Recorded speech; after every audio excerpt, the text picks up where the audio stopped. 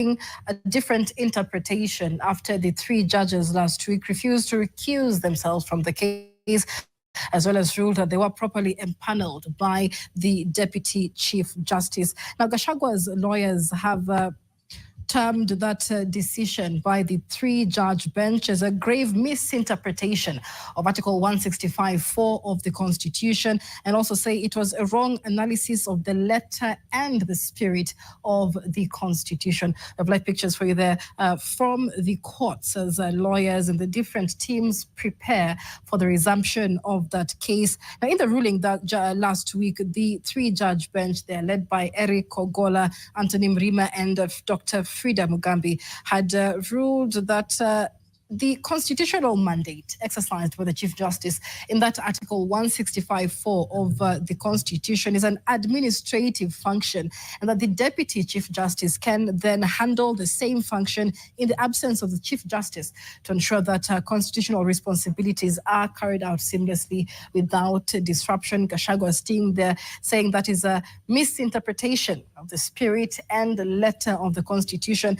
But all indications are that the hearing will take place before the 3-judge bench, which essentially could render as useless that appeal by Gachagua's team before the Court of Appeal. And so we keep our eyes on that case. We'd also like to hear your thoughts and views on this ongoing process. Do speak to us at NTV Kenya on all our social media channels. We'll be sampling your thoughts and comments in the course of this live broadcast. In the studio with us, political analyst Sandra Njoki and lawyers Jared Mugendi and Joshua Nyamori.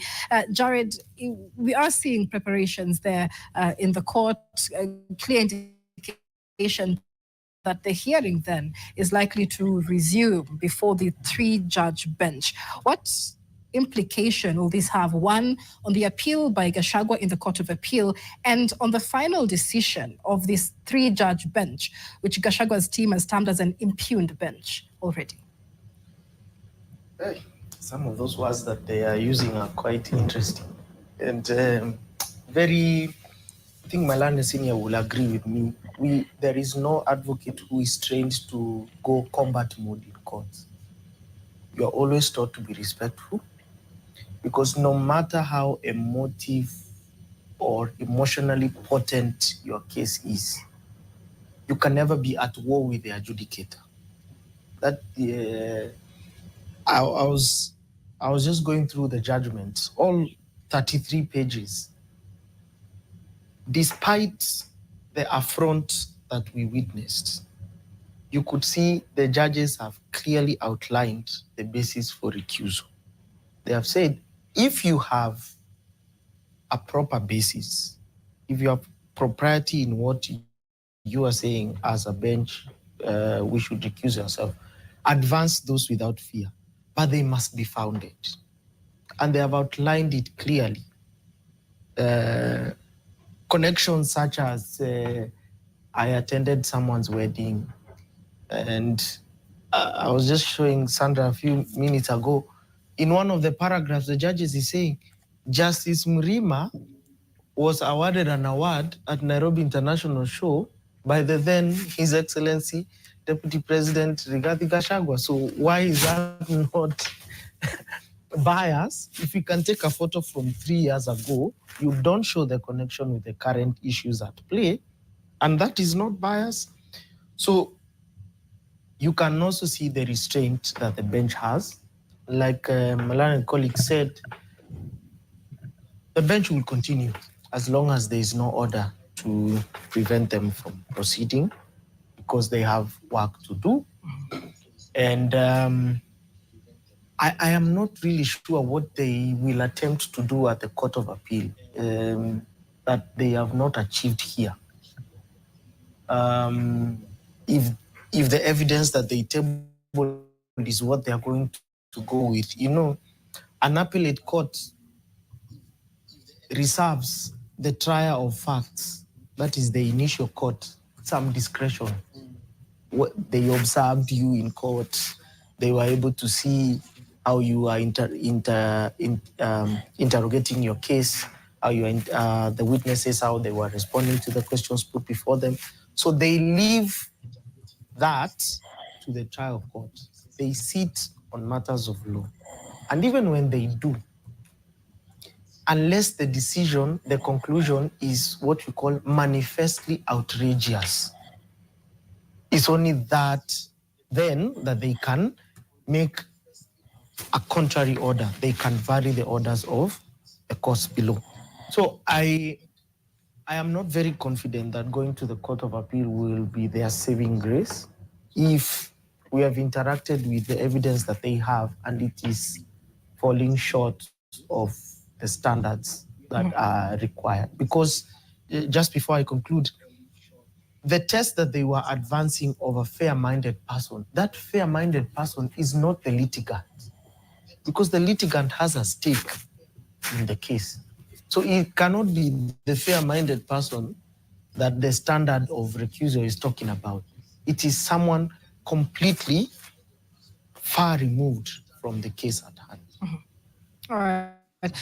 Nyamori, Gachagua's lawyers have further taken issue with the judges for declining to extend the interim order that essentially was blocking the replacement of Gachagua with Kithure Kindiki. The order itself lapsed on the 24th of October. What implication does the lapsing of that order have when the judges hear this case or resume hearing of this case today? Yeah, one, I think that the lawyers of the Deputy President are clutching on straws. There is really no implication on the lapse of that order, because there were two orders, and the second order that is still subsisting was more enduring than that order that has elapsed, because that order that had elapsed was stopping Parliament from receiving nomination by the president. But as we were informed, it was served after this had happened and the name had been approved by Parliament and gazetted.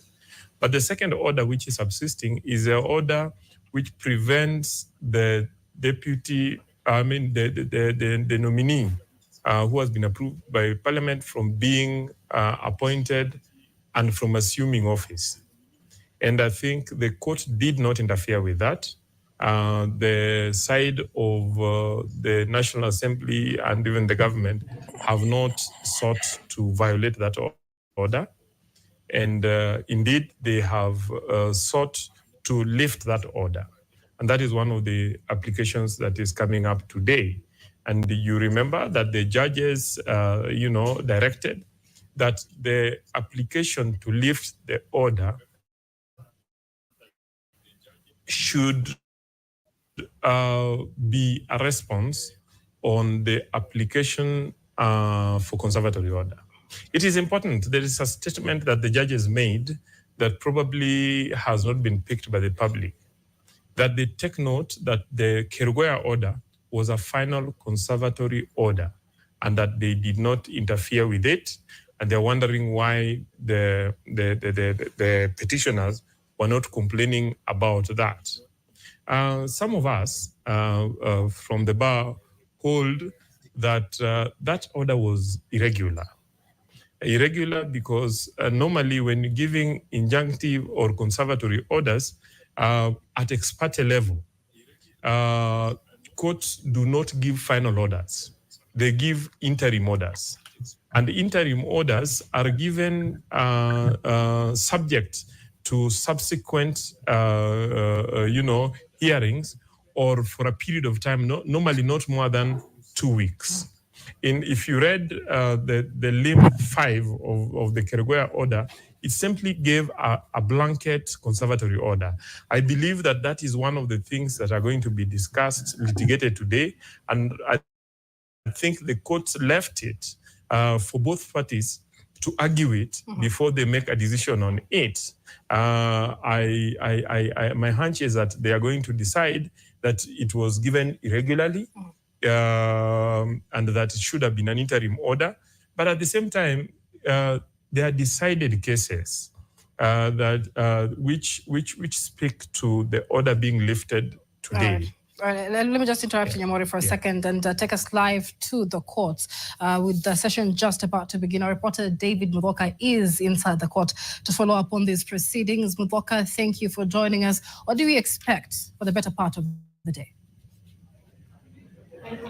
Well, Michelle, any moment from now, we expect the three-judge bench of Eric Ogola, Freda Mugambi, and Anthony Mrima to make its way here and begin hearing an application that was filed by the Office of the Attorney General. Now, AG Dorcas Oduor wants this court to lift orders that bar Interior CS Professor Kithure Kindiki from taking the oath of office in a swearing-in ceremony and assuming the office of the Deputy President. So basically today, we expect that three-judge bench to hear that application that will, of course, be made by the Office of the Attorney General, that is represented by former Attorney General Professor Githu Muigai, as well as other lawyers from that side. But of course, we expect rejoinders from the side of impeached Deputy President Rigathi Gachagua, who is seeking to have those interim orders that prevent Kithure Kindiki from succeeding him extended. So indeed, today, it is another week and another day of a legal showdown here at courtroom number 18 at the Milimani Law Courts, as we expect to see that hearing almost take an entire day, as well as a ruling that could come later in the day or tomorrow, where Professor Kithure Kindiki will know his fate. Now, this particular hearing is taking place at a time when an appeal has been made at the Court of Appeal by Rigathi Gachagua's side. And in that appeal, that was satisfied as urgent, the side of the impeached Deputy President wanted this hearing today suspended until the appeal is heard and determined. Rigathi Gachagua's side in that appeal is saying that the empanelment of this bench was not done in accordance with the law, saying it ought to have been done by Chief Justice Martha Koome, whereas it was done by Deputy Chief Justice Philomena Mbete Mwilu. And in that appeal as well, the side of Rigathi Gachagua is also arguing that this bench should recuse itself from the case, as it is too conflicted. And last week we actually saw that side raise issues with two of the judges, of the three judges who sit and will be sitting today, and that is Anthony Mrima, where Rigathi Gachagua's side said that he has a close association with the Speaker of the Senate, Amason Kingi, at a time when the Senate was the one that landed the final nail on Rigathi Gachagua's final coffin by impeaching him more than a week ago.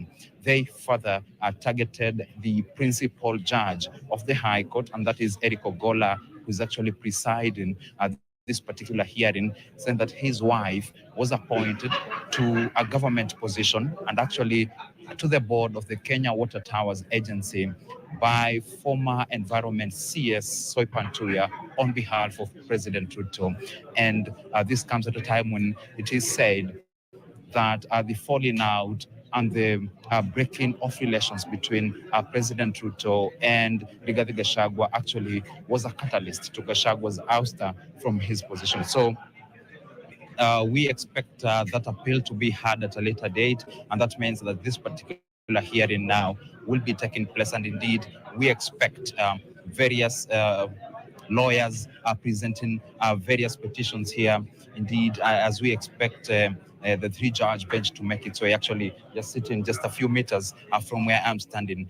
Already the courtroom is packed. This particular side is filled with various lawyers, including Professor Tom Ojienda. I'm also able to spot Githu Muigai. I'm also able to spot Tharaka MP Gitonga Murugara, as well as Solicitor General Kennedy Mose. While on this other side, I'm able to spot Gachagua's lawyers, and that includes Paul Muite. I'm also able to see Ndegwa Njiru and other lawyers who've already arrived, ready to present their various applications. and petitions before the three judgments. So now it is a matter of when, not if, this hearing will be taking place. And we are here at the Milimani Law Courts to follow it keenly and closely and to ensure our viewer does not miss any bit of this particular hearing that actually plays a key role in determining the fate of impeached Deputy President Gachagua. There is a David Muloka live for us from the Milimani Law Courts, a packed courtroom, a clear indication that it is all systems go for the resumption of the hearing of the case against impeached Deputy President Gachagua. Top of the agenda, as tells us, there is the hearing of the application by the Attorney General as well as the National Assembly to lift orders barring the swearing in of Kithure Kindiki as Gachagua's replacement. I have a panel of panelists here in studio who have been putting it all into context for us. And it's clear that the court session is just about to begin. Let's begin with our final comments as we also, take a look at the likely proceedings of the day. So, Nyamori, I cut you short. Let me just give you a chance to finish your thoughts as well as your expectations as to how that application seeking, the swearing to clear way for the swearing in of Kithure Kindiki is likely to go in light of the other consolidated cases that are challenging the impeachment of Rigathi Gachagua already. Yeah. When I hear Rigathi Gachagua's supporters speaking about this matter, they seem to argue that the court should, sustain the conservatory orders because they feel that Rigathi Gachagua is injured as an individual. While I'll align with the court judgments, especially if I go back to the Munya case, which was touching on the impeachment of the former governor and former CS when he was Governor Munya, where the courts decided that conservatory orders are not like injunctions, which deal with private interests and rights of individuals, and therefore where whether that are links to the prospects of irreparable loss or are linked to the likelihoods of success. Here we are dealing with a public law issue, and it is to be decided on the inherent merit of the case itself, bearing in mind the public interests, bearing in mind also the constitutional values, and also bearing in mind the proportionate magnitude of the matter and the priority levels attributable to the relevant cause. In my view, when you look at... I am very sorry to have to cut you short again. The court process has just begun. Let's cross over and listen in live. Lordship Justice Eric Ogola, presiding judge. His Lordship Justice Anthony Mrima. Her Ladyship Justice Dr. Frida Mugambi, for hearing of application on petition E565 of 2024 and E522 of 2024.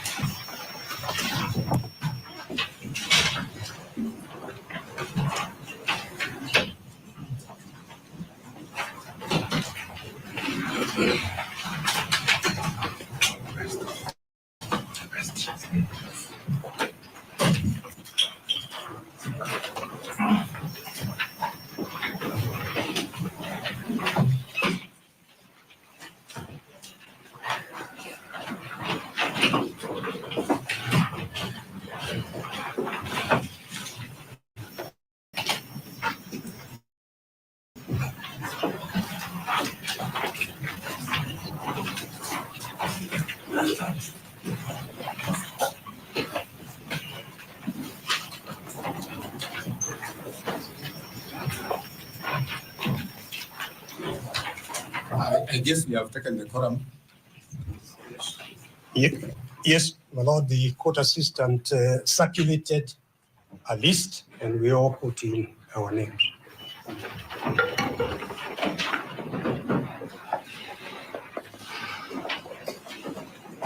Is there any preliminary issue before we proceed? We have received a letter through the office of the Deputy Registrar that the 9th respondent intends to provide video evidence. We mentioned this because so that to let you know that we received that letter, but at the same time, I think this court is properly moved, not by way of a letter, of an application. And therefore, the advocate for the 9th respondent will treat that as just a letter.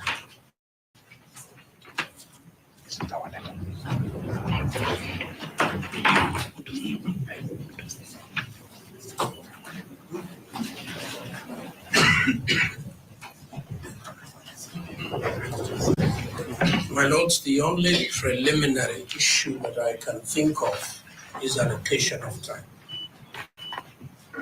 Yes, Council, we are doing right that. This is how we proceed with the hearing of the applications. Yes, Council. My lords, your leadership, on Friday, when the court gave directions on how to proceed today, as my lord the presiding judge observed, perhaps all of us had been working very hard the previous day. So the court left rather quickly when I was on my feet. And I was standing up to draw this honorable court's attention to the fact that no directions had been issued in respect of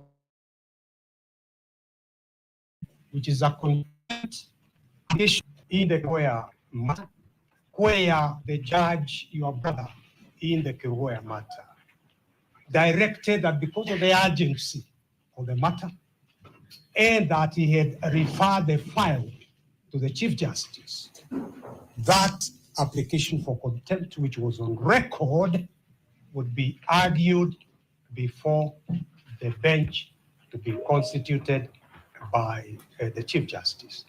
So that application continues to be on record. Give directions on its hearing and disposal. Because as we all know, a contempt ordinarily is not permitted, ordered before purging the contempt. Can we have your directions for that contempt application to be heard and determined? I thank you. What is the date of the application? Where are these people with the contempt?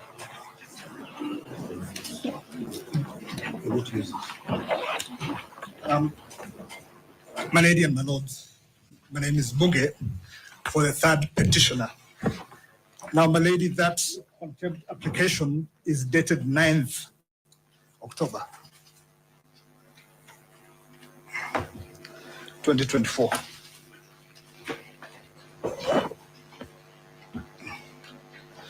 Thank you.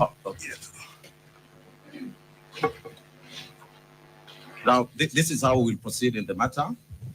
The matter is coming up today for hearing of the application, that is application for conservatory orders, and they want to set aside. We gave directions last week. We will proceed with those applications. At the end of the hearing of those applications today, we will give directions on the hearing of the application for contempt. So for purposes of going forward, those petitioners who file applications for conservatory orders, will regard them as the applicants, and each of them will have 15 minutes. If there will be need for more time, we will consider as and when. And then any party in support of the application for interim reliefs will have 5 minutes each. Respondents, who are the applicants in the applications to set aside, will each have 10 minutes. And those in support will have 5 minutes. And then the applicants will have 10 minutes each in rejoinder. Interested parties, will give them 5 minutes each. And if Senior Counsel Mr. Dr. Amino is around, we will consider his plea. My Lord,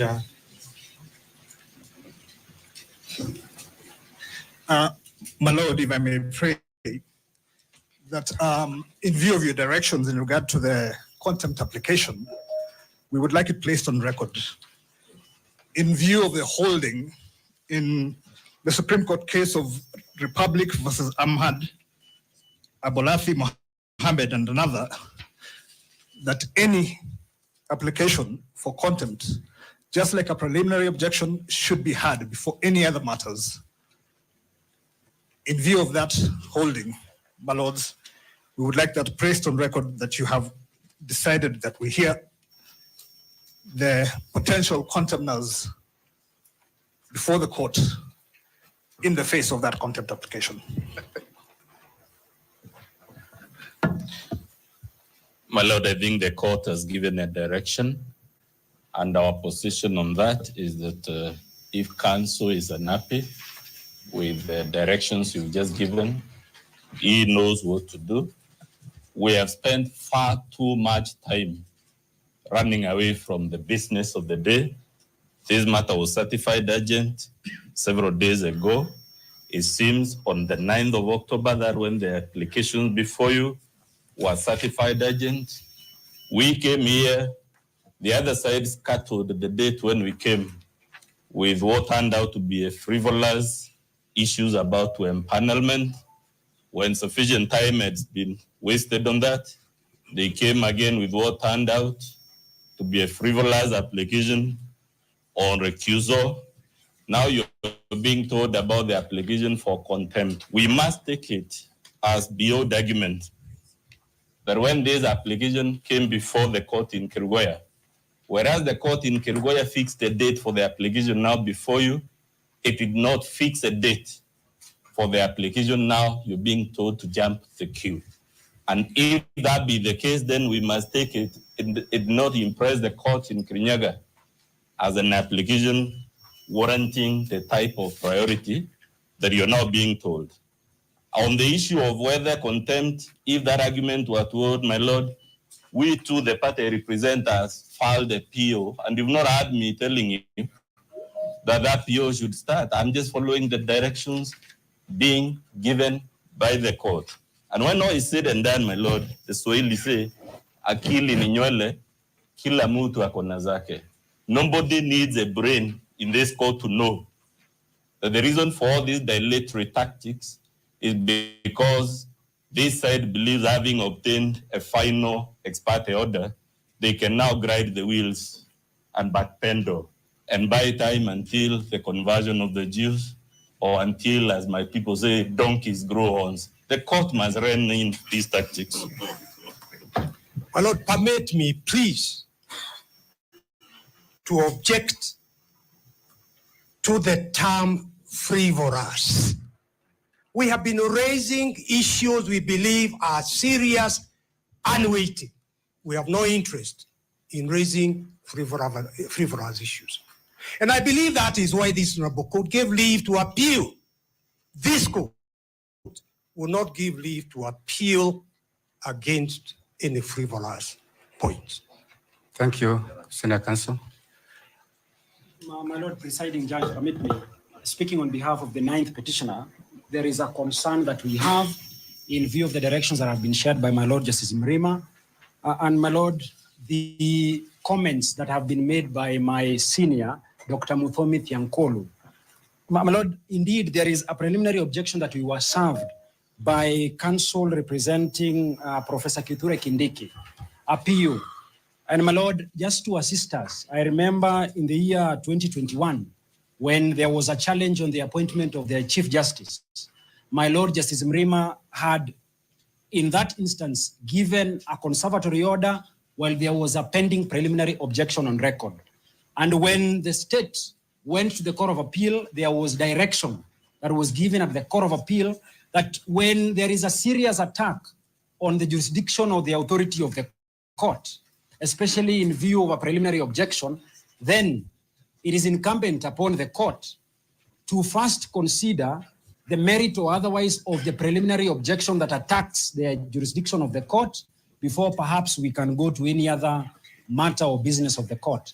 I have with me, and I will share with the court, the decision that was made after a decision was arrived at by my Lord Justice Mrima and two others. Thank you. Thank you. Thank you very much. Lord, is it possible that we just proceed?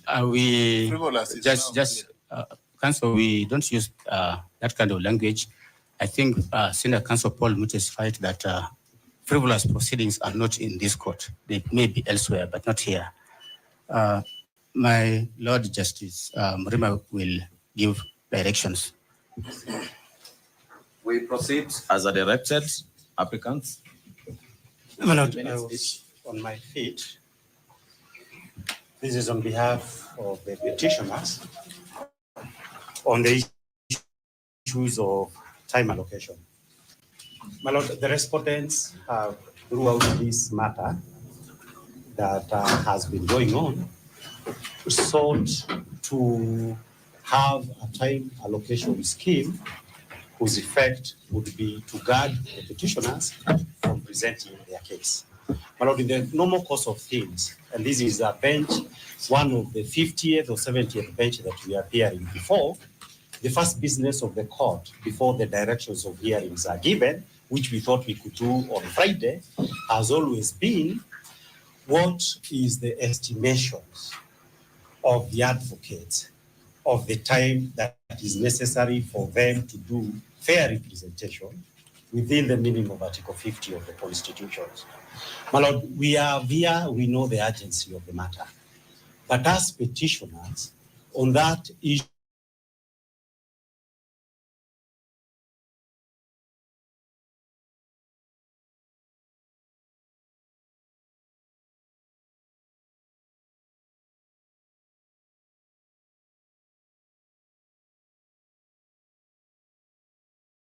application by the petitioners, we shall need 1 hour each to carry out the instructions of our client.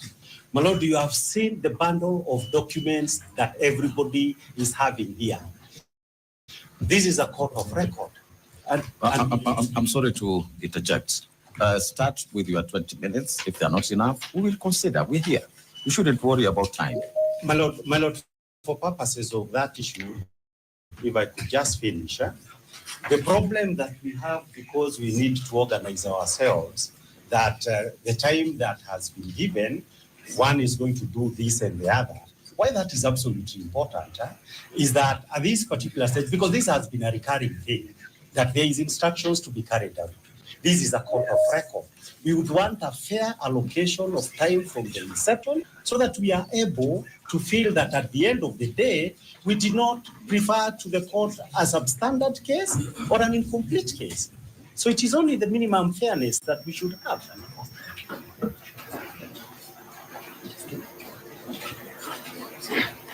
May I say something on the issue of time before the court gives directions?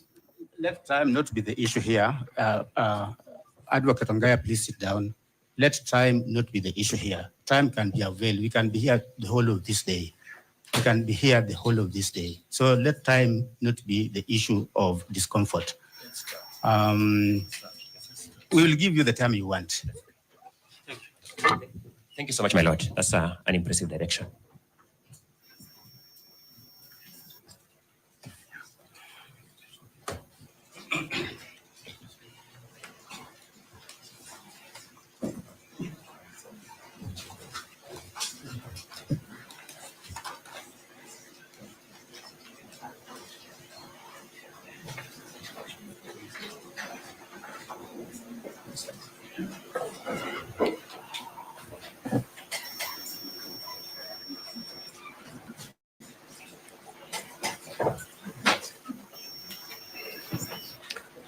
My Lord, Your Ladyship, the sole purpose of conservatory orders under Article 23 of the Constitution, which gives this court power to issue conservatory orders, is to preserve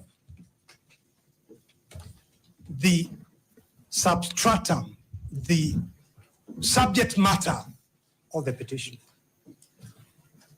Here, what is being preserved is the right, constitutional right of the Deputy President, who has challenged the impeachment for violating his right, seeks to have that impeachment vacated and quashed. That is what needs to be preserved, and that is the purpose for which 3 judges issued conservatory orders, or 2 judges issued conservatory orders. But my lords, your ladyship, those 3 judges sitting separately, each one of them made a finding that there were serious, weighty constitutional issues raised that needed to be fully canvassed during the hearing of the petition, for the court to have the opportunity to give a considered decision on those issues, and therefore gave conservatory orders to preserve the subject matter so that the Deputy President remains in office. There is no vacuum, there is no insecurity. My Lord, the best guarantor for security is observance of the rule of law, constitutionalism, and the Constitution. And this is the court that has that weighted duty of ensuring that that happens. My lords, the weighty issues identified by the 3 judges are: 1, the issue of public participation. The petitioner here says the public participation was a sham. We will be going into that through my colleagues. I'm just saying the weighty issues here. The second issue was the constitutional validity of Standing Order 68, giving a period of only 12 days to finish the whole purpose of the impeachment. And I would like to mention this issue of public participation, and indeed the time of 12 days, assumes added importance when we remember the wording of Article 1. The wording of Article 1 is that sovereignty remains in the people of Kenya. They have donated that power, that sovereignty, to your lordships, to your leadership, to the judiciary. They have donated their power to Parliament, the National Assembly, and the Senate, and they have donated that power to the executive. But the people of Kenya remain sovereign. That is why there must be adequate public participation in terms of the decision in the British tobacco case. The third issue was proof, the threshold, serious violations of the Constitution, which the Deputy President says do not exist in his place. Our opponents will be pointing out to you where it is that undermining the president is one of the grounds. My lords, the people of Kenya, in retaining sovereignty in themselves, elected leaders, members of parliament, senators, deputy president, the president, to serve them. They are the employers. The deputy president, the members of parliament are employed by the people of Kenya.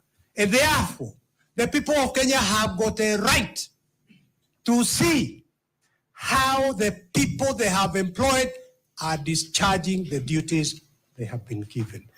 We look up to you, my lords, your leadership, to be the bench, what the judiciary is what the people of Kenya look up to hold the country together in terms of observance of the constitution and of the rule of law.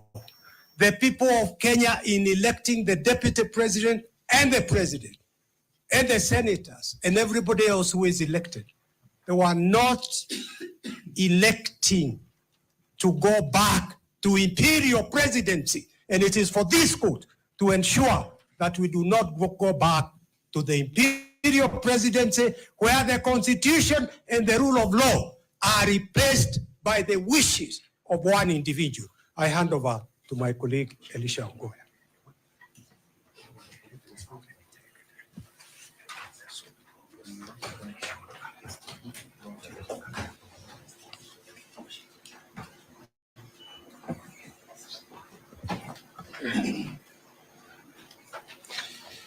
My Lord, for the record and for the interest of those who are transcribing the proceedings, my name is Elisha Ongoya. I appear for the first petitioner applicant, His Excellency Rigathi Gachagua, Deputy President of the Republic of Kenya. My Lord, I stand here to canvass the Deputy President's application dated 18th October 2024, which in the main seeks that you halt implementation, or put appropriately, further implementation of the resolution of the Senate made on 17th October 2024. Allow me to then also put on record that we have some written submissions that were filed, and I think it's good practice to draw the court's attention to them so that the record confirms that they are part of the record. We had filed some written submissions on 22nd October 2024. We adopt and reiterate the contents of those submissions. When we retire, we urge you to have a look at them. But we also filed some additional written submissions on 28th October 2024. Both of them are entitled petitioners' submissions on the application dated 18th October 2024.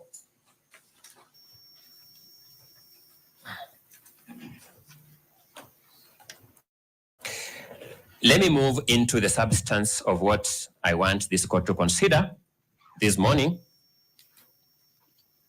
And I want to make some overall observations, my lords and my lady. I prefer to look at this case in this court as an opportunity for our constitutional order.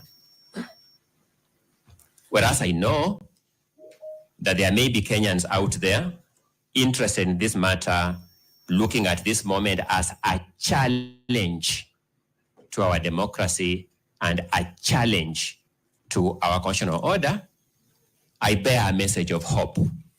I want us to look at these proceedings as an opportunity for our constitutional order. So the challenge for me, my lords and my lady, is how we shall seize and use this opportunity.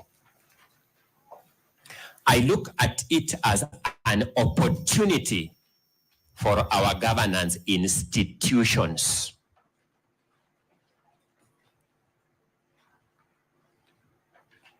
My lords will remember the words of the late Justice Chunlal Magwanda's Madan in that famous case of Githunguri versus Republic, where he urged Githunguri to run unto the hills, face east, and thank his gods that Kenya is a country under the Constitution. I see this as another opportunity. I beseech this court to urge His Excellency Rigathi Gachagua to run to the top of Mount Kenya, face east, and tell the world that Kenya is a country under the Constitution through the opportunity presented by this case. I see this case as an opportunity for the judiciary, and I'll be elaborating on this point in a short while because of the behavior of other organs of government in the recent past. So I see this as an opportunity for the judiciary. I see this case as an opportunity for righting wrongs and not for perpetuating wrongs.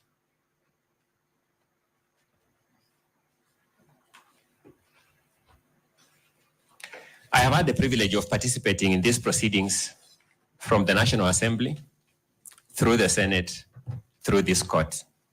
And I thank God and thank my client for that, because out of 50 million Kenyans, I have done nothing special to deserve this opportunity, but this somehow fate has conspired to give me an opportunity to participate and witness these events from the front benches.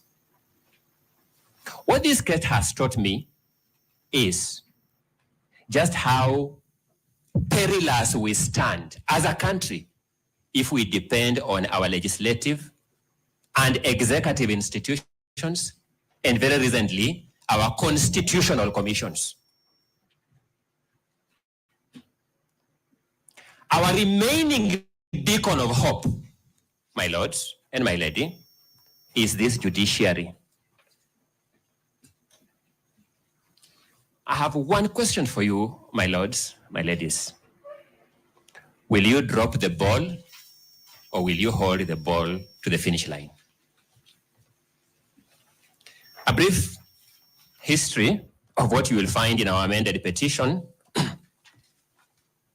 by way of paraphrasing, is that on 18th October 2024, this country witnessed an unprecedented hurry by our executive, legislative organs, and our constitutional commissions to beat our constitutional order. I'll demonstrate this shortly. On that day, 18th October 2024, we witnessed an unprecedented hurry. In fact, I would have thought, speaking for myself, that our country has become super efficient. But I discovered that no, we were still waiting long to get our national IDs. We were still waiting long to get our passports. We were still queuing for long in our hospitals for health services. That this unprecedented hurry was for a specified project to beat our constitutional order. And why do I demonstrate this? A process for which the Constitution of Kenya prescribes 74 days at Article 149, Clause 1 of the Constitution was truncated and executed in less than 6 hours. Clearly, we may have varying definitions of the word hurry, but we can build consensus that this one is undisputedly unprecedented hurry.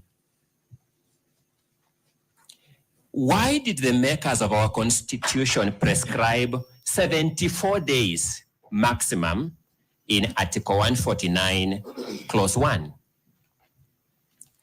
Different analysts may give it different interpretations. I beseech you to find whatever the scope of interpretations, the following will fit into them. Number one, it must have been to give the process optimum transparency.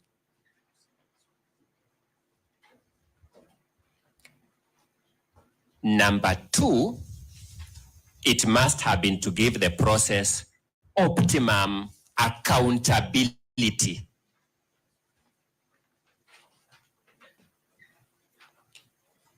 Number three, it must have been to give the process procedural fairness.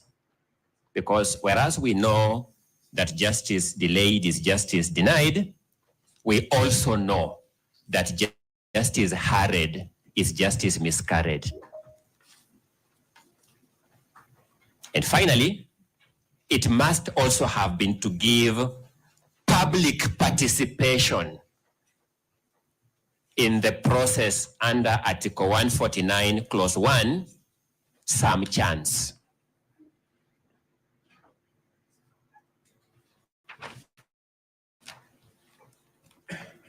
Allow me to submit at that juncture from the very outset that the process undertaken by the President of the Republic of Kenya, by the Ethics and Anti-Corruption Commission, which was mentioned in the President's communique to Parliament, to the National Assembly, by the IEBC, that was also included in the President's communique to the National Assembly, and by the National Assembly itself, did not even pretend to have an iota of public participation. Even the pretense of public participation was now taken away. We will demonstrate to you that the process between 1st October and 17th October, the process between 1st October, when a notice of motion was given in the National Assembly, to 17th October, when a resolution was taken by the Senate, had pretenses, half-hearted pretenses of public participation. That will demonstrate. The process on 18th October, buoyed by any lack of checks, buoyed by the fact that any attempt at checking the institutions had not yielded fruit, now they became brazen. They now undertook a process on 18th October, now completely without any pretense of public participation. There is no single Kenyan who was given a chance to ever say what their take is on Honorable Kithure Kindiki, my law lecturer of yesteryears and a fundamental scholar, my good people. No Kenyan was given a chance to give any thought on whether or not he is suitable to be deputy president. No member of the public, no memoranda was received, no meeting was called anywhere for anyone to give any thoughts. No email address was given to be crushed by Kenyans, as we now know Kenyans can do it. Completely, no pretense at public participation. I'm emphasizing these points, my lords and my lady, to demonstrate the point I made earlier, that we have now been taught how perilous it is for us to rely on our executive institutions and our legislative institutions and our constitutional commissions as defenders of our constitution. We are now left with only one institution, this judiciary. I don't know where that noise is from within here. I think if they are doing renovations, they may be told that this is so important a day for renovations. We may defer them to another day. And let's face it. Let's face it. The process of 18th October 2024 took 6 hours as a deliberate scheme to defeat each of the principles and values of good governance I have alluded to: transparency, accountability, procedural fairness, and public participation. Who did these violations? We are also here to call people to account. Who did it?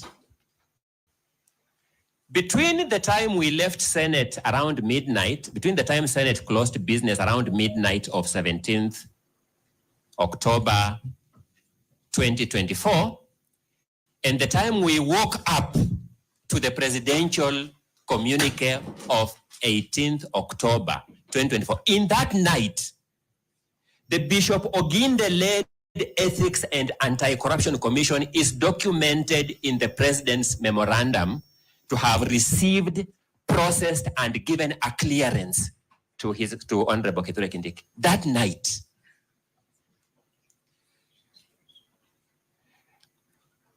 My lords, history is important, and I may not remind you why our constitution prescribes that our presidents be sworn in during the day. We were all adults, we know where that comes from. It's one of the most autochthonous provisions of our constitution. And therefore, when things happen in the night, we have reason to have our antennas high.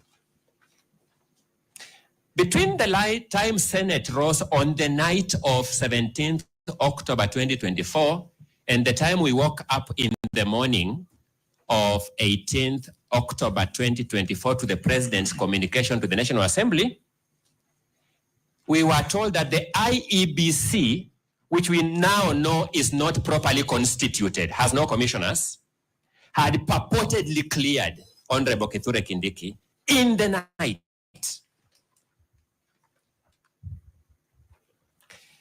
I will not say much about KRA because I think KRA can work overnight and we will not complain.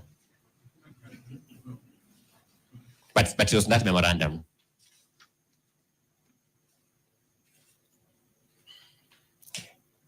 The other culprit was the president himself. The president of the Republic of Kenya undertook these clearances overnight and in the morning had a clear proofread memorandum. Exceptional efficiency, we celebrate that.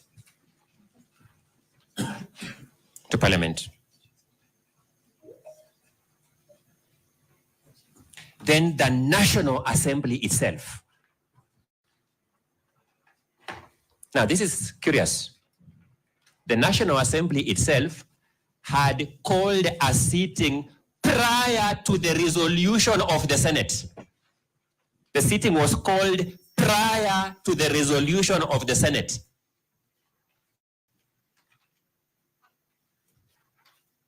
To sit on a day, ordinarily not a day of sitting of the National Assembly, to process a resolution of Senate it had anticipated, the removal of a deputy president from office and processing clearance or approval of another deputy president.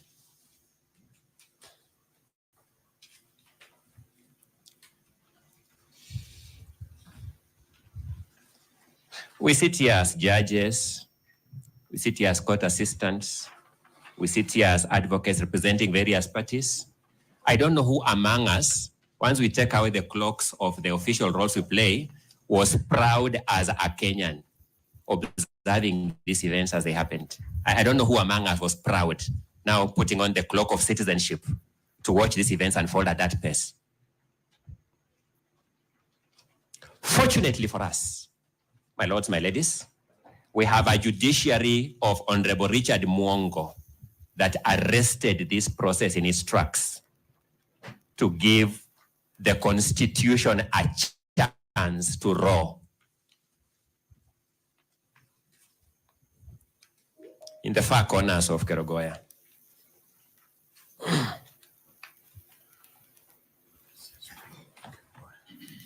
Fortunately for us, we have the judiciary of Honorable Chacha Mwita, His Lordship, that arrested this process to give the Constitution a chance.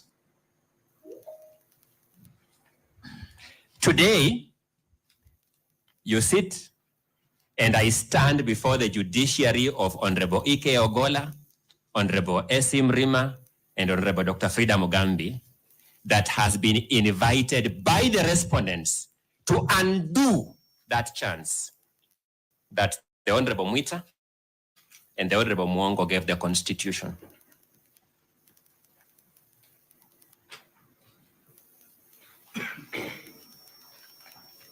We don't begrudge them for that invitation.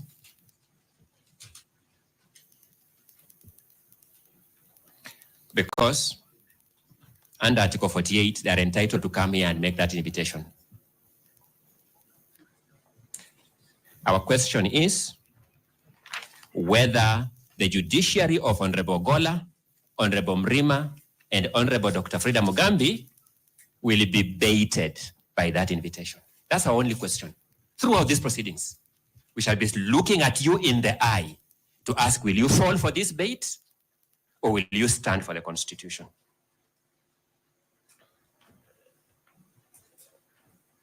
Having laid out our broad attitudinal view of this matter, allow me to address you now on the law and the jurisprudence of conservatory orders.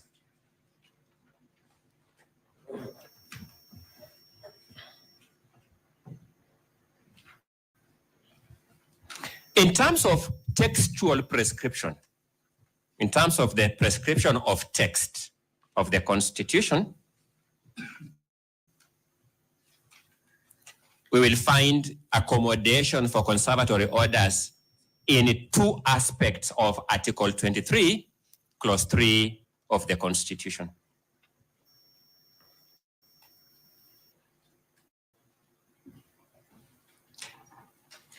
Article 23, Clause 3 says, in any proceedings brought under Article 22, a court may grant appropriate relief.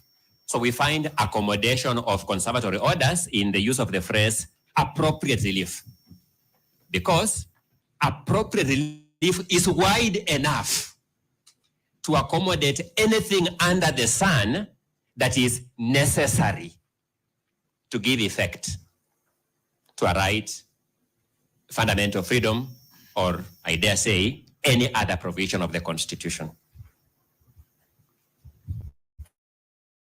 The second accommodation is in paragraph C of Article 23, which says, in any proceedings brought under Article 22, a court may grant appropriate relief, including, say, a conservatory order, expressly.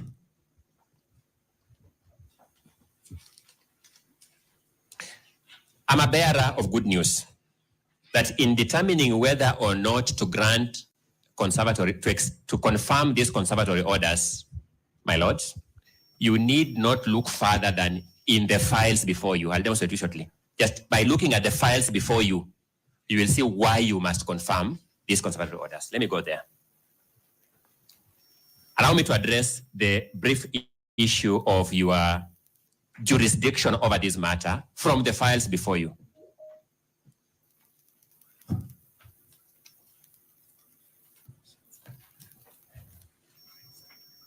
I would invite you, when you retire, to look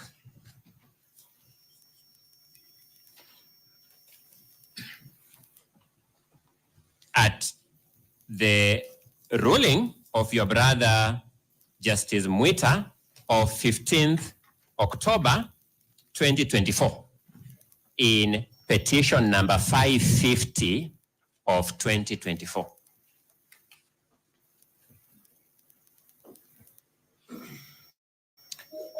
When you look at that ruling, I would invite you to look at page number 7 of that ruling.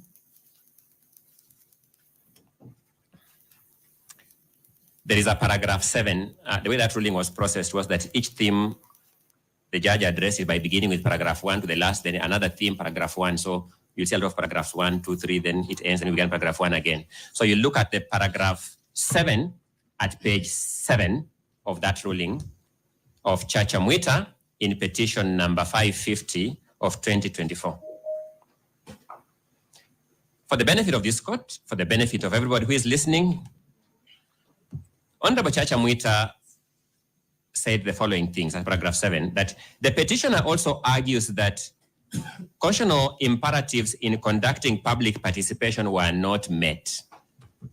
The claim falls within the scheme of Article 165(3), so that this court has jurisdiction to interrogate whether any of constitutional processes said to have been conducted under its authority met the constitutional threshold.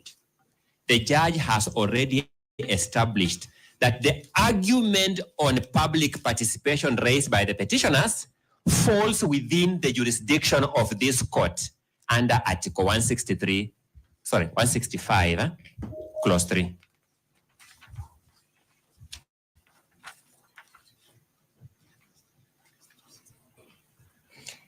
Then, paragraph 9 of that ruling on the same page, Justice Chacha Mwita holds, first he observes that the first respondent has pushed an argument that this court has no jurisdiction to hear a matter arising from impeachment of the president or deputy president on the basis of Article 165(3)(c). Then he reproduces the provisions of the article verbatim. I wouldn't want to regurgitate that because you'll read it. He proceeds now to argue that Article 165(3)(c) is in relation to the process of removing the president or a deputy president from office on grounds of incapacity. This process is initiated for purposes of investigating the president or deputy president's physical or mental capacity to perform functions of that office. And here's the clincher. This is a distinct process from that of impeachment in Article 145 as read with Article 150. Article 163(c) excludes jurisdiction of this court over the process undertaken in accordance with Article 144 and not Article 145 as read with Article 150 of the Constitution. Honorable Chacha Mwita has made a finding that this court has jurisdiction over a matter or a process undertaken under Article 145 as read with Article 150 of the Constitution.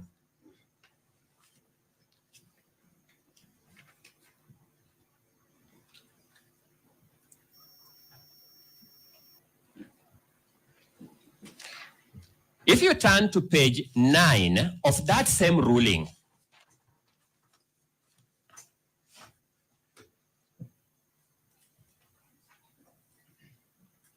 of Justice Chacha Mwita of 15th October 2024, in petition number 550, page 9, you'll find another paragraph 4. I think I explained why these paragraphs run back and forth. Paragraph 4, he says,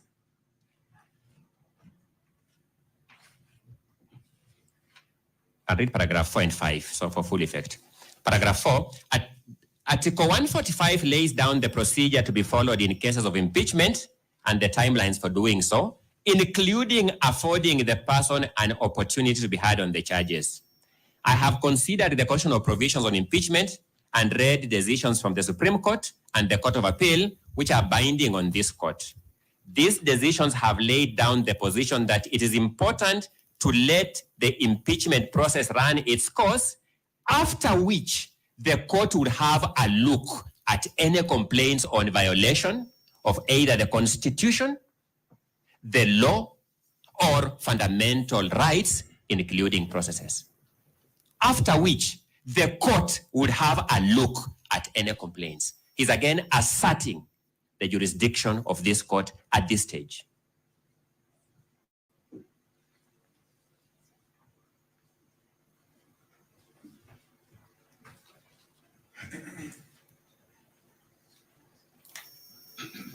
Then, I would also invite you to look at at page 10 of that same ruling. At that same ruling. And this is the clearest warning that Justice Chacha Mwita was sending to the National Executive, and the national legislative institutions, parliament.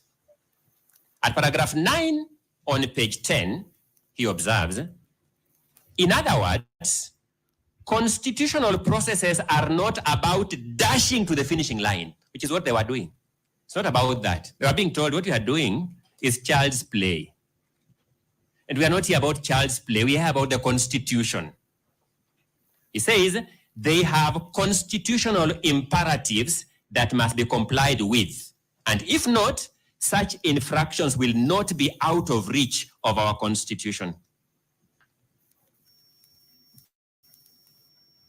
He completes by saying, where there is an allegation that fundamental imperatives in the Constitution have not been complied with, which is the allegation that you have before you, my lords, my lady, the affected person, my client, His Excellency Rigathi Gachagua, has recourse to court, and the court will have to determine whether the state organ complied with the Constitution or the law.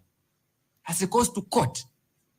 I began by saying, we need not look further than in the files before you to assert that these orders have been confirmed, and I'm beginning by confronting the unfortunate allegation of lack of jurisdiction that has been filed on behalf of the person who was nominated to be the deputy president and who is supposed to uphold the Constitution. At paragraph 10, he gives the most enduring philosophical statement of page 10, paragraph 10, page 10. In that respect, our Constitution offers both hope and promise.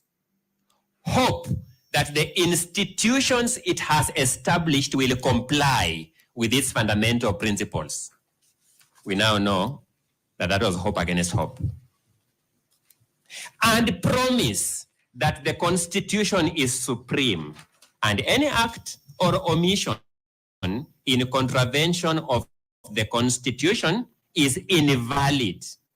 In other words, it does not matter how far the process may have gone, since no action is beyond the reach of our Constitution.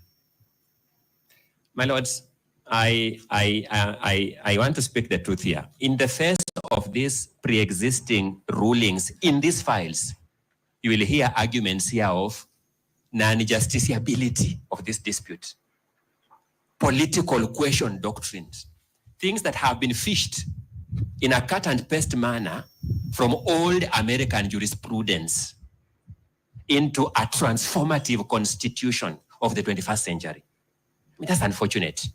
I am hoping that once I'm done with this, those who came to court carrying those arguments of political question doctrine, non-justiciability, will find favor in abandoning them to save us some time.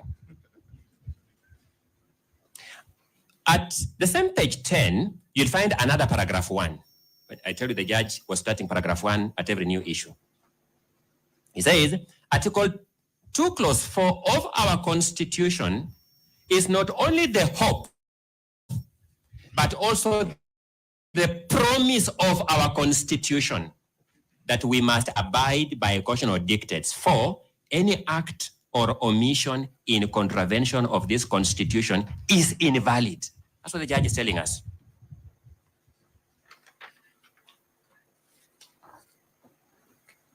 When you look at the files before you, my lords, you'll also find the ruling of your brother, Justice L.N. Mugambi, in petition number 522 of 2024, His Excellency Rigathi Gachagua versus the Speaker of the National Assembly and others. Another file that is before you.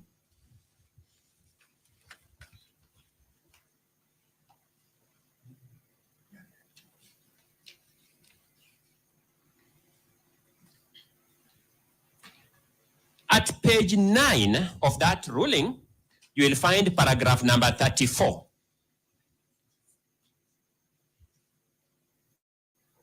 In that paragraph, the judge observes, and that was when he was delivering the ruling to send this file to the Chief Justice to empanel the three of you to sit. He says, Article 165, Clause 3, Paragraph B or D of the Constitution has been delineated by Article 165, Clause 4 as constituting areas from which substantial questions of law might arise to require composition of a bench. He then goes ahead and reproduces Article 165, Clause 3, B and D.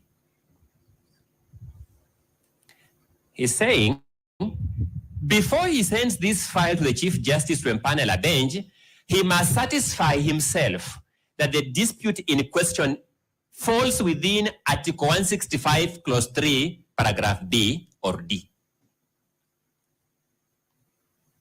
And he made the determination that the dispute falls within Paragraph 165, Clause 3, Article 165, Clause 3, Paragraph B and D, and send the file to the Chief Justice to empanel the three of you. The three of you are sitting on this bench on a finding that the court has jurisdiction. In the absence of that, the dispute would have been outside the ambit of Article 165(4) for empaneling of a bench.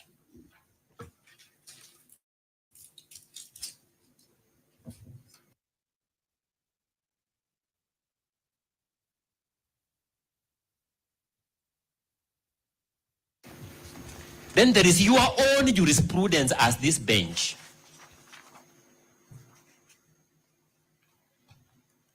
"13 days ago, on 16th of October, 2024. 13 days ago, the three of you, my Lord Justice Ogola, my Lord Justice Mrima, my Lady Justice Frida Mugambi, delivered yourselves on this question of jurisdiction.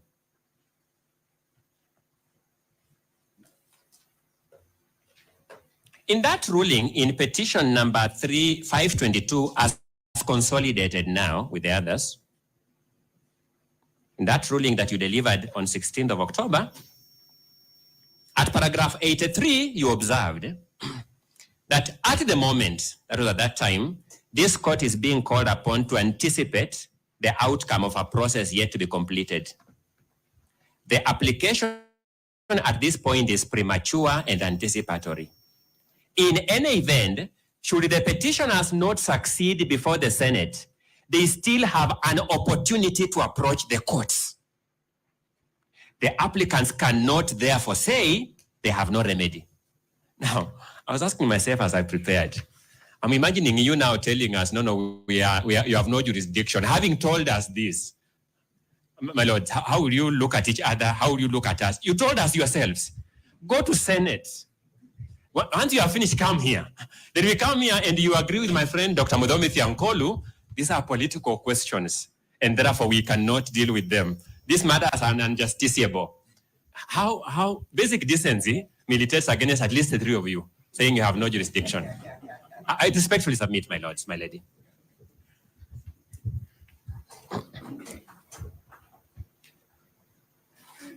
You observe that paragraph 85, that this court, and I was asking myself, what does the word this court mean? This court means two things. You said, this court has unfettered jurisdiction to check the constitutionality of the process at whatever stage. As such, we are certain that the petitioner's rights are currently well guarded and none of the petitioners stands to suffer any prejudice. You assured us that you have unfettered jurisdiction, that's what we used, jurisdiction, to check the process at whatever stage. I've said the word this court, I understood it to mean two things. One, to mean the High Court, because you are talking about this court. I don't think you had forgotten you are judges of the High Court. So that when somebody comes and says, we ought to have gone to the Supreme Court, they must also justify to you why you are using the words this court in this context. And number two, it means this bench. The three of you sitting here as a bench, you are now this court in this matter. You have unfettered jurisdiction to check the constitutionality of the process at whatever stage.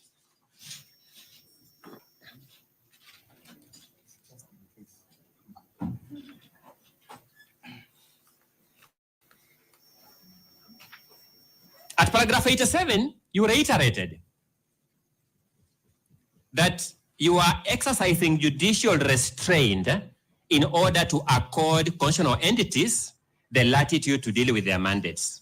But then you said, we however clarify that courts can and ought to readily intervene in ongoing processes before any entity in the clearest of cases where there is evidence of flagrant and gross violation of human rights and fundamental freedoms.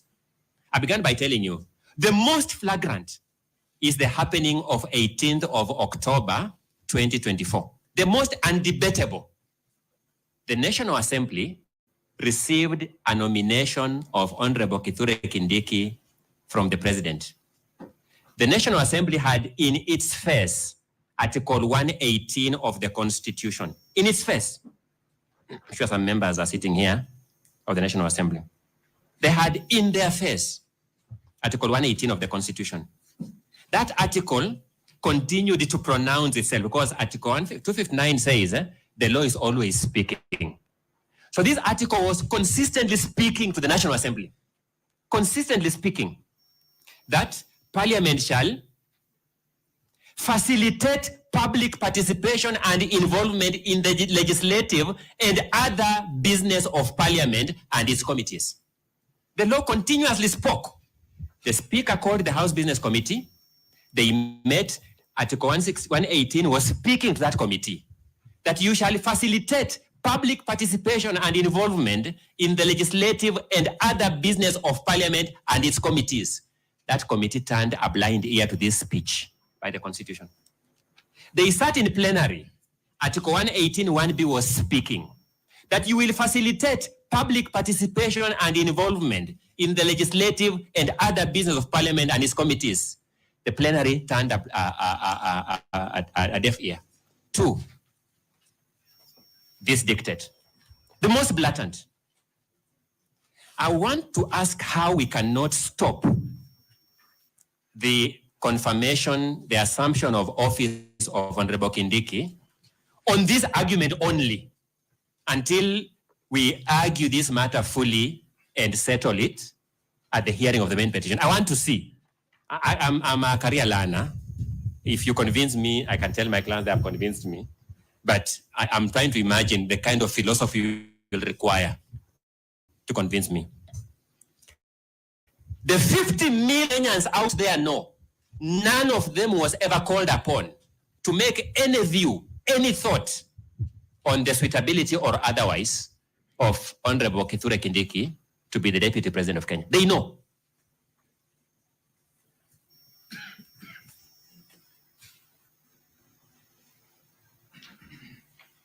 Then, at paragraph 90 of that ruling, you observed, in other words, this court is still able to grant a remedy even after the process in Parliament is concluded. You again asserted your jurisdiction.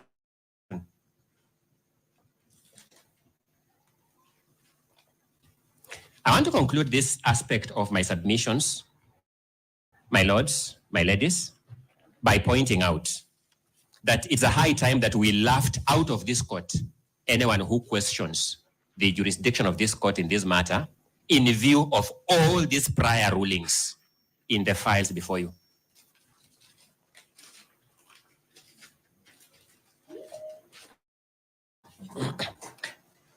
Allow me to then briefly address you on the other aspects of issuance of conservatory orders. Again, I will not go further than your own earlier rulings.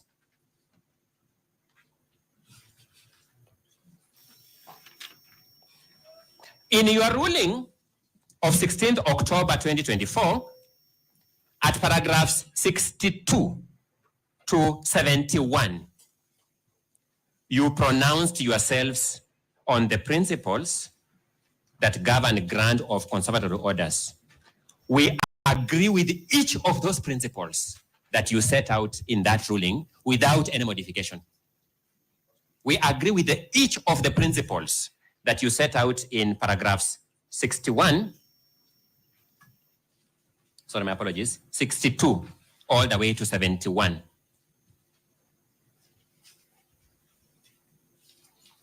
I will address myself to only one aspect of those principles, and invite my learned colleague, Mr. Macharia, to address the remaining aspects. This is where you allude to the case of Gatirau Peter Munya versus Dixon Mwenda Githinji and 2 others. If I'm not mistaken, this must have been the matter that was argued by my colleague, Dr. Tiankolu, some times back, so he would know it very well. It was among the first cases to deal with this matter. It's actually the first one in the Supreme Court of Kenya. You see, we celebrate Dr. Mudomi Tiankolu for contributing to this kind of jurisprudence. He observed, and I quote, that conservatory orders, consequently, should be granted on the inherent merits of a case, bearing in mind the public interest, caution of values, and the proportionate magnitudes and priority levels attributable to the relevant causes. I want to address myself to the inherent merit of this case and just on one aspect of public interest. In fact, let me just begin by putting aside the issue of public interest, by asserting as a principle, my lords, that I desire that you hold that the greatest public interest is upholding our Constitution. There can be no superior public interest attributable to politics or other considerations that would outweigh upholding our Constitution. In fact, that is my understanding of Articles 2 and Article 3 of the Constitution. Articles 2 and 3 of our Constitution provide that the greatest public interest is in upholding our Constitution. I can see my learned colleagues jittery. I don't know whether they want to raise an objection. Okay, thank you. Not me. I would never raise an objection regarding you. Thank you so much, my teacher and mentor, Professor Gedum Muigai. And I'm sure our other colleagues have taken cue from you, Prof.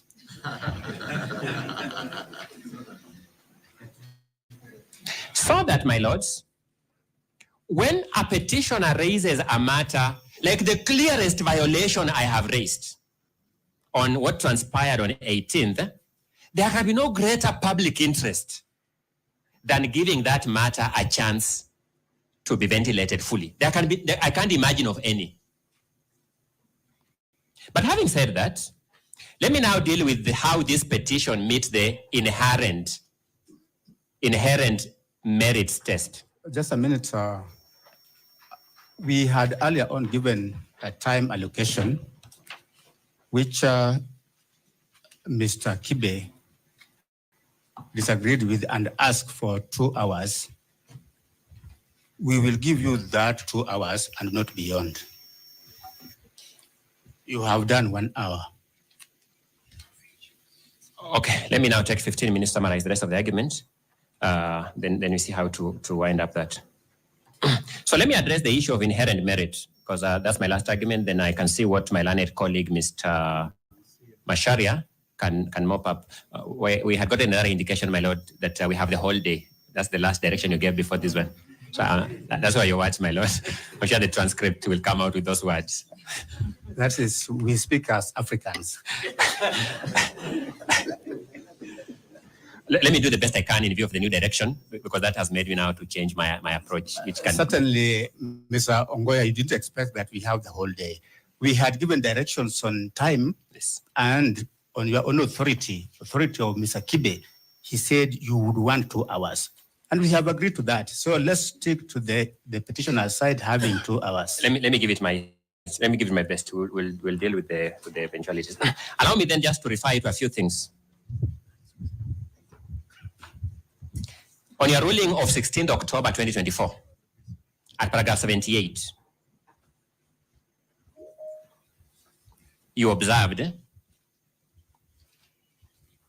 and I quote, "In sum, therefore, in determining whether a matter discloses a prima facie case, a court must look at the case as a whole. It must weigh, albeit preliminarily, the pleadings, the factual basis, the respective parties' positions, the remedies sought, and the law.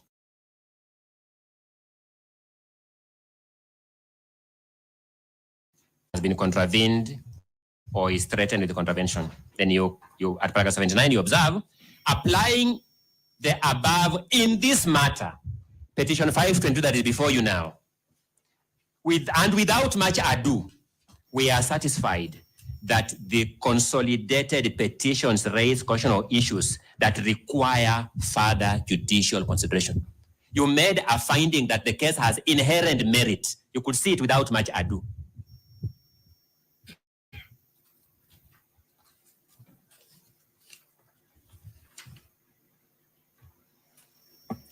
At paragraph 93 of that ruling of 16th of October, you observed that we have no doubt in our mind, your mind was clear, my lords, that this matter raises issues of immense public interest. A matter that raises issues of immense public interest, we argue, is a matter that is infused with inherent merit. When you consider the ruling of your brother, Justice Chacha Mwita, at page 9,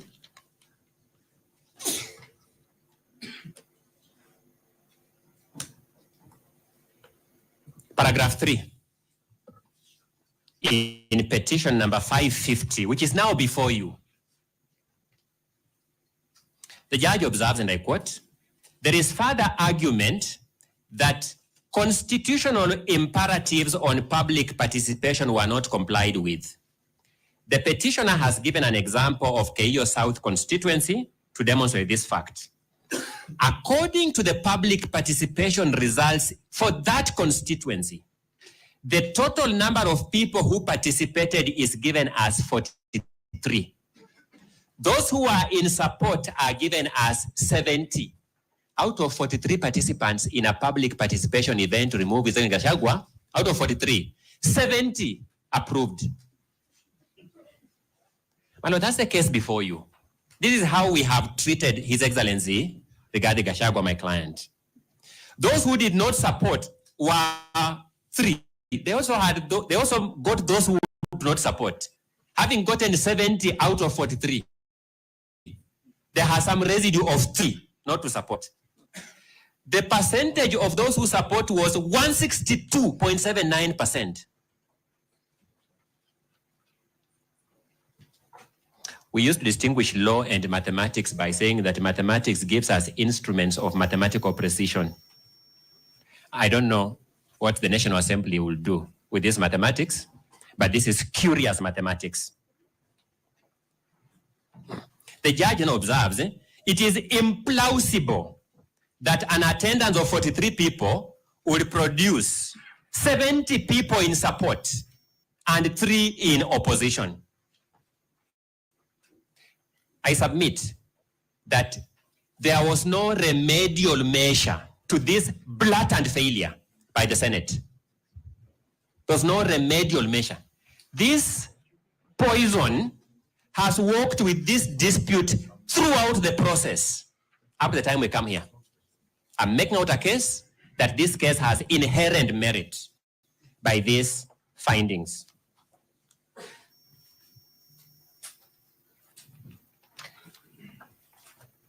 At page 11,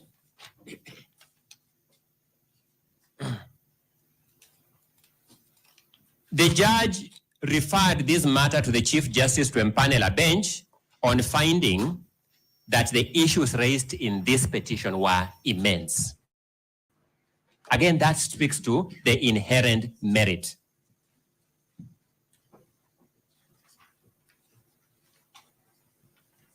When you look at the ruling of Justice L.N. Mugambi of 11th October 2024, all the way from paragraph 38 to paragraph 42, the judge highlights the matters of grave significance that this petition raises as a precondition to referring this matter to the Chief Justice. I submit that this speaks to the inherent merit of this case. And finally, at least for my part, when you look at the order from Kerogoya in petition number E15 of 2024, which is before you, at order number 3, the judge observed that the matters raised in the petition being of great national importance and urgency. He then referred the file to the Chief Justice. And I have 2 observations to make here. The finding that the matter was of great national importance and urgency speaks to the inherent merit of this case. If you look at order number 5 of the order of your brother Justice Mwongo, he gave the conservatory order because of the finding in paragraph 3, in order 3. He says, in light of the nature of the matters raised as noted in order 3, a conservatory order be issued. I want to submit to the nature of those matters have never changed. For you to vacate this order, you must convince yourselves, convince us, and convince the entire Republic of Kenya that the nature of these matters has changed. The matter has remained as it was on 18th of October 2024, which was the basis for the grant of conservatory orders. I therefore submit as follows: that because this bench, Justice Mugambi, Justice Mwita, and Justice Mwongo have, in the various rulings above, already found that this matter has inherent merit. It is not open to the respondents in their application for setting aside to invite this very court to revisit that matter and reach a contrary finding in the face of the principle of res judicata that you considered and applied on 16th of this month. I also submit that because the 4 benches I have alluded to have consistently found that this court has jurisdiction, it is not open to the respondents to argue that this court has no jurisdiction and invite this court to enter a contrary view without violating the principle of res judicata that you used against the petitioners on 16th of October. I trust that my learned colleague, Mr. Macharia, has taken note of the time and therefore he is able to compress his arguments so that we pave way to the other petitioners. I urge that you grant the conservatory orders in petition number 565 of 2024 and in petition number 15 of 2024 at Kerogoya to preserve the subject matter and to give these parties a chance to ventilate themselves on the merits in the main petition. Over to Mr. Macharia.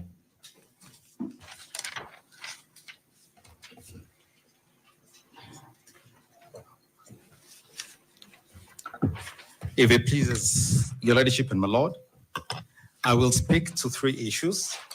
The first of those issues is an issue raised most robustly by my colleague, I believe it's Dr. Yankolu, and it is the question of a political question. The second issue, my lords and your ladyship, will be the question of fair hearing. And the third one will be jurisdiction in the context of Article 40. Let me begin with the last one. In response to what the petitioners will tell you this morning, you will be treated to the most astonishing claim in our 10 years of the Constitution 2010. You will be told that the National Assembly and the Senate and the Executive have a dictatorship, have an autocracy on political questions, that those questions cannot be questioned by this court. That is the textbook definition of dictatorship and autocracy.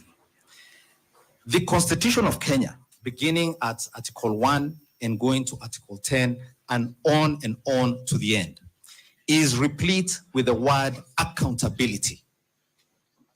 Kenya is not a presidential democracy. Kenya is not a legislative democracy. Kenya is a constitutional democracy. When we gave ourselves this constitution in 2010, we introduced into it a concept known as limited government. And what that concept means is that those who are accorded powers under the constitution can only exercise those powers within the four corners of the power granted to them. That is number one. And that number two, on account of Articles 1, Article 2, and 3, all those decisions are amenable to judicial review for purposes of confirming compliance with the Constitution. My good friend, Mr. Dr. Thiankolu and his colleagues have in their submission cited to you a case which they have extracted from the Sonko, allow me to call it that, the Sonko Supreme Court decision. They tell you that on the basis of a decision called Nixon versus the United States, you have no jurisdiction on account of the political question doctrine. But what they've done actually is that they cut out the passages and left out the decision that the court actually made. This is what you will find at paragraph 113 of the Supreme Court decision. And so far, it's the only, I think, full decision by the Supreme Court on the question of impeachments. Full decision after an impeachment. This is what they say. In that sense, and this is now a continuation from where the respondents here have cited in their submissions. In that sense, and in the exercise of these wide political powers, both the County Assembly and the Senate cannot act outside the confines of the Constitution. So that's the first point. The Senate and the National Assembly, even while acting politically, cannot act outside the confines of the Constitution and the law. That's number one. And they then say, and this is where you draw your jurisdiction from, for to do so would invariably invite the court's intervention, which is what we're asking you to do here today. They then cite the case of Nixon, which itself stated that there must be judicial review when state organs or state bodies misbehave. But this is what the court says. Courts are thus permitted to intervene where matters of constitutional violations arise. And that's not the only one, of course. We've cited before you other cases, including the Wambora decisions, where the court, both the Court of Appeal, went to great lengths to explain where you draw your jurisdiction from. So I believe the Supreme Court decision in the Sonko case should put to rest the question as to whether you have jurisdiction even on political questions. The respondents then make another submission. This is that this court lacks jurisdiction because jurisdiction to interrogate the presidency and its appointments or elections lies exclusively within the Supreme Court of Kenya. They don't say so explicitly, but they say so by way of example.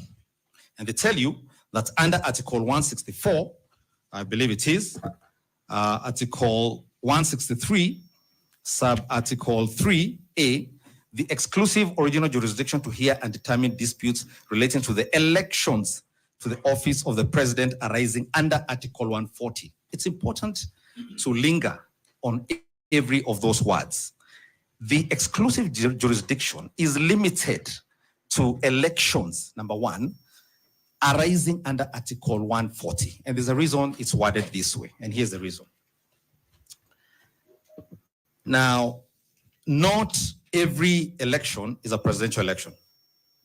Now, under the definitions set out under the Elections Act, the Elections Act is itself a statute promulgated by Parliament under the provisions of Article 82 of the Constitution of Kenya. It recognizes only three types of presidential elections. The first is Article 136. It is that election that leads and that has the qualifications and the mechanism for it under Article 138 that then leads to a petition in the Supreme Court of Kenya under Article 140. There is then another election under Article 139, sub-Article 1B, and you'll find this in the definitions of the Elections Act. And the third presidential election understood is Article 146, sub-Article 2B. A replacement of a deputy president under Article 149 is not an election. And I must confess that Article 149 was perhaps not worded very elegantly, because what Article 149 does is that Article 149 almost seems to have ended prematurely, because it says within 14 days after a vacancy in the office of the deputy president arises, the president shall nominate a person to fill the vacancy. So it's a nomination. The word used there first is nominate, a person to fill the vacancy, and the National Assembly shall vote on the nomination within 60 days after receiving it. It doesn't say anything after that. But one of the things I found when I examined another statute with similar provisions, this is section 32D of the County Governments Act. Section 32D of the County Governments Act is actually a lot broader. It explains how that vote will be conducted, the time periods for it, the threshold for that vote. It's a lot more elaborate. But one of the things it makes clear is that the vote akin to Article 149 is an approval. It's not an election. It's an approval. And if one were to examine the Constitution further, everywhere the word election is used, and just by way of a few examples under the Constitution, Article 86, Article 87, Article 83, all of those articles, including the powers and functions of the IEBC, which my learned friend Mr. Ndegwa will be speaking to later, all of those make it clear that the election contemplated is a contested election with voters under Article 1. 14 million Kenyans. That is what the Constitution understands as an election that then invites the jurisdiction of the Supreme Court of Kenya under Article 140. So it cannot be that the respondents get to make two opposing arguments. They argue that because this is their argument, this is an election, so you can only go to the Supreme Court of Kenya. But they then argue this is not an election that requires the IEBC. That's one of the things they've argued. Because an election requires the IEBC, as properly understood. So even that argument that the Supreme Court of Kenya is the only one that has the repository of jurisdiction to determine this matter does not find any basis, does not find any grounding in the Constitution of Kenya. You can also look at Article 106(2)(a) for what they discuss when they talk about an election. So Article 149(1) does not envisage any contest. The president nominates one name. And while I'm here, let me deal with an elephant that my learned colleagues will be throwing at you. It's actually more of a monster. In response to what we are telling you, they will tell you there is a public crisis of monumental proportions not seen since the late Daniel Arap Moi told us that he will appoint a vice president if it increases the sufurias of ugali in our houses. We were told this is the worst thing that has ever happened. This is a vacancy. Answer number one, Article 148 does not 148, sorry, I believe I'm talking about the sequencing where the Speaker of the National Assembly is the third in command, so to speak, when there's a vacancy. I have been waiting for my good friend, Mr. Milimo, who represents the Speaker, to shoot up to his feet and protest loudly that his client is not a vacuum. Because the Constitution says, when, I think it is, this is Article 146, sub-Article 2B. If the office of Deputy President is vacant, or the Deputy President is unable to assume the office of President, the Speaker of the National Assembly shall act as President in an election to the office of the president shall be held within 60 days after the vacancy arose in the office of the president. Two things to note there. In that article, the framers of the Constitution contemplated a vacuum in both the presidency and the deputy presidency. And it is at this point where my good friend Mr. Milimo says his client, Anatosha.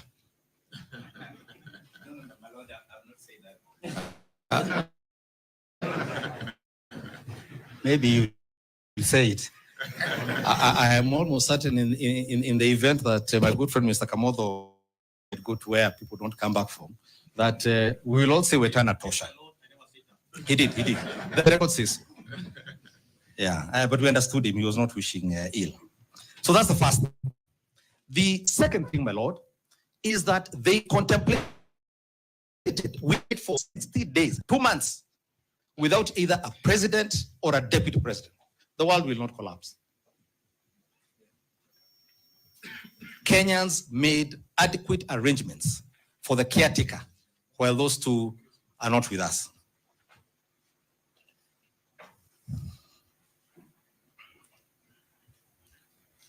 And there seems to be something magical about these 60 days that Kenyans clearly had.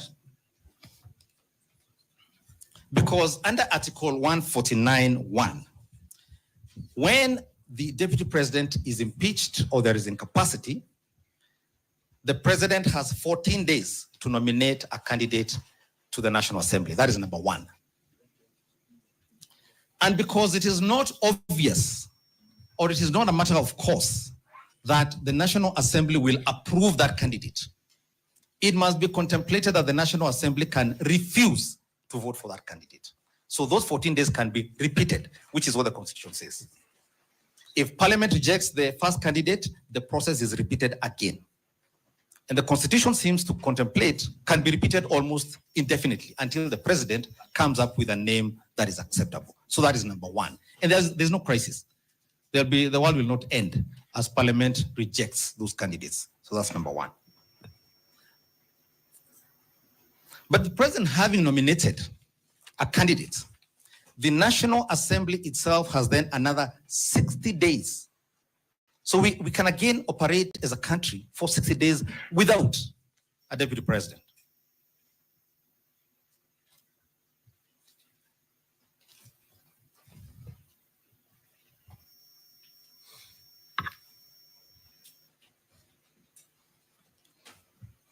And so I return to what the Supreme Court said in the Sonko case we must do and has not been done, has not been afforded to our client, the deputy president. This is what the court says. This is the Supreme Court again at Article 114. And it's interesting because what had happened in the Sonko case, the court actually found that Sonko was not properly before it. But they then said they converted the proceedings into an advisory opinion. So they're actually giving these as a template for courts, such as this honorable court, to follow. Article 114, paragraph 114. To the question whether due process was followed in the removal of the appellant, the Audi Alteram Partem rule requires that those who are likely to be directly affected by the outcome of a decision should be given prior notification of the action. So they give a whole list of what must be done. Prior notification of the action proposed to be taken, of the time and place of any hearing that is to be conducted, and of the charge or case they will be called upon to meet. They must be given an opportunity to be heard. Now, it is not a matter in dispute that on the night the Senate, I and my colleagues on both sides were present in the Senate, our client was taken ill. I have subsequently read in the newspapers, he had a broken heart for good reason. So he is taken ill and the Senate then takes a vote. And this was important because the Senate had 2 days left, even in their own self-prescribed time limits. They voted, and this was not an electronic vote. They voted on acclamation to reject a motion to extend time for the deputy president to appear My in Lord, court. if I may,